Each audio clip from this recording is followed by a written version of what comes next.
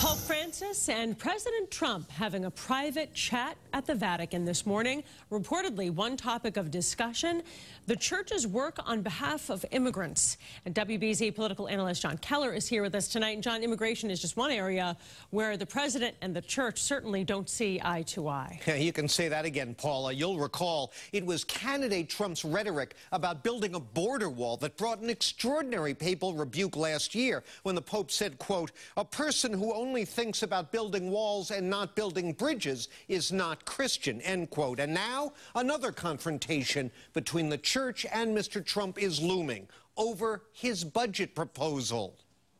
We had a fantastic meeting and we had a fantastic tour. It was really beautiful. The president was clearly impressed to meet the Pope, but it's unclear how he'll respond to the Catholic Church's blunt criticisms of the Trump budget plan. In a letter to members of Congress sent in advance of its release, Archbishop Timothy Dolan of New York and 5 other bishops write that, quote, "The federal budget is a moral document that ought to be guided by moral criteria." But will that standard match up with one outlined today on Capitol Hill by the White House budget chief? We no longer want to measure compassion by the number of programs that we have or the number of people that are on those programs.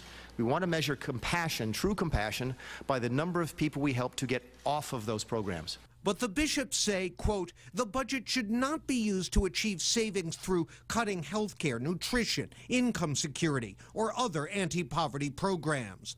The Trump budget spends more on the military and immigration control and less on social services, a problem for the bishops who write, quote, "Sharp increases in defense and immigration enforcement spending, coupled with simultaneous and severe reductions to non-defense discretionary spending, would be profoundly troubling."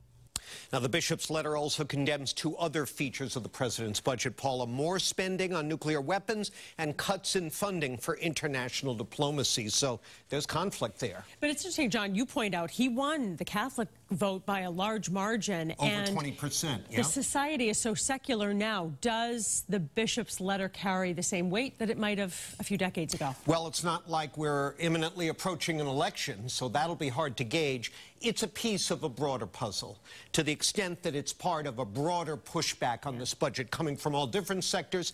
Yes, it could have an impact. Everybody's in for a big fight. Oh, yeah. John Keller, thank you so much. David?